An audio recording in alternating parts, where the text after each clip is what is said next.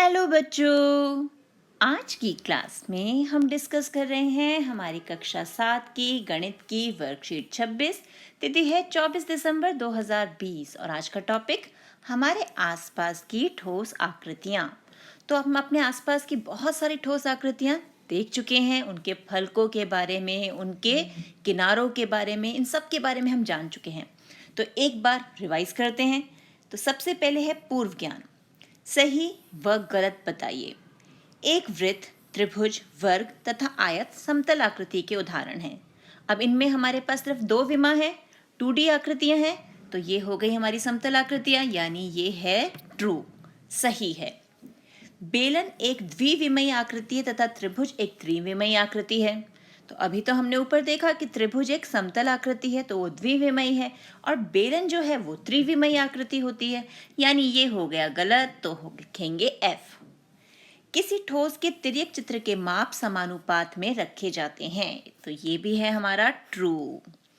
एक ठोस आकृति जिसका कोई किनारा, कोना, यहाँ पर आना चाहिए कोना, जिसका कोई कोना नहीं है, गोला होती है।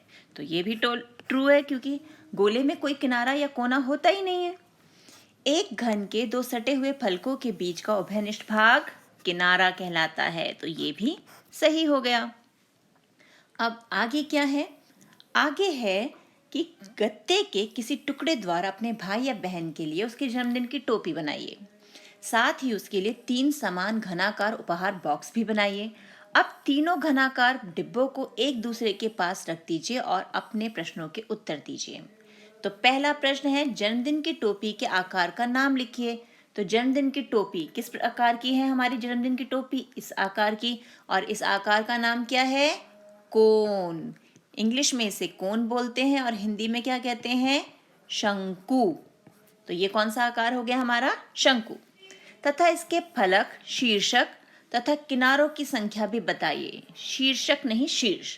तो फलक कितने हैं इसमें? इसमें हमारे पास 2 फलक होते हैं। एक तो होता है हमारा सपाट, यानी वो है एक सपाट फलक, और वक्र फलक जो है वो भी एक, यानी ये वक्र फलक जो होता है इसका। शीर्ष यानी कोना, वो एक ही है, तो शीर्ष भी एक हो गया। और किनारा यानी ये जो हमारा वृत्ताकार किनारा है वो भी एक। जिन घनाकार डिब्बों को आपने जमीन पर रखा है उन्हें ध्यान से देखिए और प्रत्येक डिब्बे के कितने फलक आप देख पा रहे हैं उसकी संख्या लिखिए। तो अब हमने ये हमारे घनाकार डिब्बे हैं, ये पहला डिब्बा, इसी के साथ जुड़ते हुए हमने एक दूसरा डिब्बा रख दिया और फिर एक तीसरा डिब्बा। 3 डिब्बे बनाए थे ना। अब हमें बताना है हर डिब्बे के कितने फलक हम देख पा रहे हैं। अब यहाँ पर हम इसे देख सकते हैं, इसे देख सकते हैं, इसे देखते हैं, और जो इसके बैक साइड में यानी ये वाला फलक जो है वो देख सकते हैं। यानी यहाँ तो हम 4 फलक देख पा रहे हैं, लेकिन 2 फलक जो हैं वो छिपे हुए हैं। दूसरे डिब्बे के लिए देखें, एक ये दिखाई देगा, एक ये, और एक इसके बैक साइड वाला, यानी 3। तो यहाँ हम 3 फलक देख पाएंगे। अब फिर हम किनारे वाले डिब्बे पे पहुंच गए, तो वहाँ भी 1, 2, एक पीछे वाला फलक यानी 3 और एक 4, तो यहाँ भी हम 4 फलक देख पाएंगे। अब है, आपकी पुस्तक पर एक जलता हुआ बल्ब बिल्कुल सीधा रखा गया है। इस प्रकार प्राप्त होने वाली छाया की आकृति का नाम लिखिए तथा उस आकृति का रफ चित्र भी बनाइए। तो अब जब हम अपनी बुक पर इस तरह से प्रकाश डालेंगे तो उसकी शैडो यानी छाया किस प्रकार की बनेगी? जैसा बुक का निचला भाग है ना, उस जैसी। तो वो है हमारा, कैसा भाग है हमारा? एक आयताकार भाग। तो उसकी जो छाया बनेगी वो भी आयताकार होगी, यानी एक 3D शेप। ये हमारी 3D आकृति है, इसकी जो छाया है वो 2D शेप की हो जाएगी। नीचे दिए गए चित्र का ऊपर का, पार्श्व का तथा सामने का चित्र बनाइए। अब यहाँ हमें क्या दी हुई है? एक कार दी हुई है जिसका ऊपर का यानी टॉप का हमें चित्र बनाना है। अब जब हम इस कार को टॉप से देखेंगे तो किस प्रकार की दिखेगी? हमें इसकी छत दिखाई देगी। तो छत कुछ इस प्रकार की होगी, और थोड़ा सा आगे का शीशा भी दिखाई देगा और बोनट दिखाई देगा, लेकिन टायर तो नहीं दिखाई देंगे। इसी प्रकार पीछे का जो हिस्सा है और पीछे का जो बैक है वो दिखाई देगा, लेकिन वहाँ भी हमें टायर नहीं दिखाई देंगे। तो हम ये मान सकते हैं कि वाइपर दिख सकते हैं और ऊपर से हमें ये ऐसे दिखेगी। तो ये हो गया ऊपर का दृश्य। अब पार्श्व, पार्श्व का यानी हमारा साइड का। तो साइड से अब कार कैसे दिखती है हमें? साइड की कार तो हमें अच्छे से बनानी आती है। साइड से तो हमें कार का एक ही हिस्सा दिखेगा जहाँ पे टायर भी दिखेंगे। तो ये हो गया हमारा टायर जो दिख रहे हैं, और एक साइड के शीशे भी हमें दिखेंगे, और ये हो गया हमारा पार्श्व यानी साइड का। तो यहाँ लिख देते हैं पार्श्व। अब बारी आई सामने से, बिल्कुल सामने से कार कैसे दिखेगी? तो सामने से तो हमें उसकी लाइट्स दिखेंगी, हेडलाइट्स जो हैं।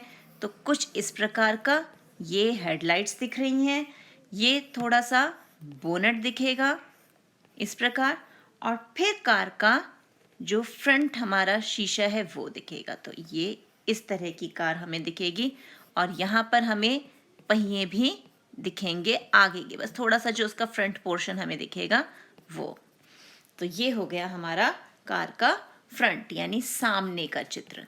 तो ये हमने कार को सामने से बना दिया। अब अगला प्रश्न है कि यहाँ एक पासे का जाल दिया गया है, इसे देखकर निम्न प्रश्नों के उत्तर दीजिए। तो ये है हमारा पासे का जाल। सबसे पहला प्रश्न है, पासे के बी फलक पर क्या अंक आएगा? तो बी फलक यानी 5 है, तो 5 के साथ यहाँ पर कौन सा अंक आएगा? यहाँ आएगा हमारा 6। तो ये हो गया 6। पासे के ए, बी तथा सी फलकों पर आने वाले अंकों का योग लिखिए। तो ए पे कौन आएगा? ए पे आएगा 1, बी पे हमने देख लिया, बी पे है 6, और सी पे आएगा 4।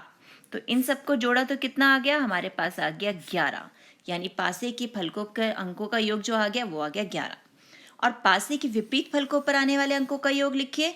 तो उसके लिए बेस्ट तरीका है, आप अपने लूडो खेलते हो ना, उसका पासा देखो, उसमें ध्यान से देखना कि 1 के अपोजिट विपरीत फलक पर 6 है, 2 के अपोजिट है 5, 3 के अपोजिट है 4। तो इस प्रकार हम देख रहे हैं यहाँ पर जो इन दो नंबर्स का योग है क्या है? हर बार हमें क्या मिल रहा है? 7। तो पासे के विपरीत फलकों पर आने वाले अंकों का योग क्या हो गया? ये हो गया 7। हो गई वर्कशीट हल। तो इसी प्रकार के और प्रश्नों का अभ्यास कीजिए अपनी एनसीईआरटी बुक से। मिलते हैं एक और वीडियो में, तब तक keep practising and enjoy maths.